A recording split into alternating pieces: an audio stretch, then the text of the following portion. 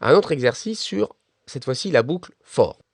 Alors, on veut un programme qui affiche une table de multiplication, ce qui peut permettre à nos enfants de primaire de réviser leur table de multiplication, par exemple.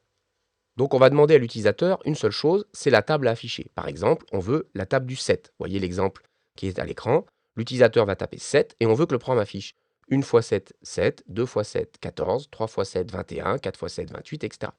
On remarque bien qu'on a bien la même instruction que l'on va exécuter 10 fois, de 1 à 10, mais finalement, c'est la même instruction. Donc, on a tout intérêt, au lieu de l'écrire 10 instructions identiques, à peu de choses près, à faire une boucle. Donc, on va faire un projet C++.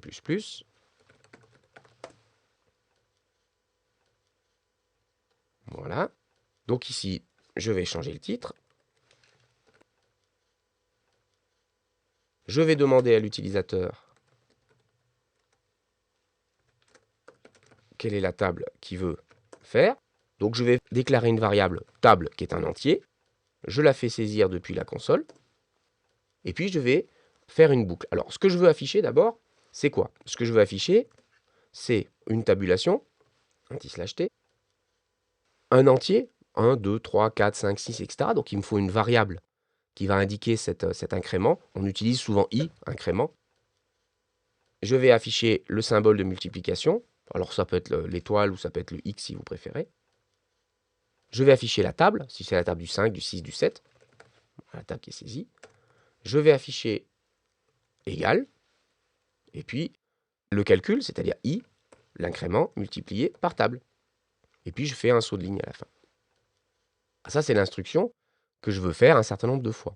Donc qu'est-ce que je fais? Je vais déclarer une boucle for dans laquelle je vais initialiser ma variable i. Alors c'est un entier, je la déclare. Donc je pars de 1. Je vais jusqu'à quand? Eh bien, je vais m'arrêter à 10. C'est-à-dire que tant que je suis plus petit ou égal à 10, i inférieur ou égal à 10, je continue. Voilà, on va aller évidemment jusqu'à 10 inclus. Et qu'est-ce que je fais à chaque fois? J'incrémente i de 1, donc i++. Là, ça suffit. Alors pour que ce soit plus lisible, je décale mon instruction. Je peux également mettre, si je le souhaite, des accolades.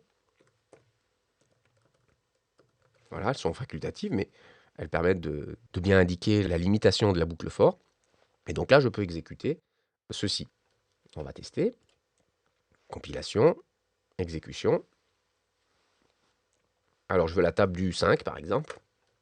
x 5, 5, 2 x 5, 10, 3 x 5, 15, etc., etc. 10 x 5, 50. J'ai fait ma boucle. Vous voyez que l'intérêt, c'est que je n'ai fait qu'une instruction, mais ça va s'exécuter 10 fois, ce qui est plus simple, avec une variable, ici i, qu'on peut appeler la variable de boucle, qui sert à la fois pour compter combien je vais faire de tours, mais également je m'en sers, puisque je veux l'afficher, et je m'en sers dans mon calcul. Voilà. Donc, boucle for.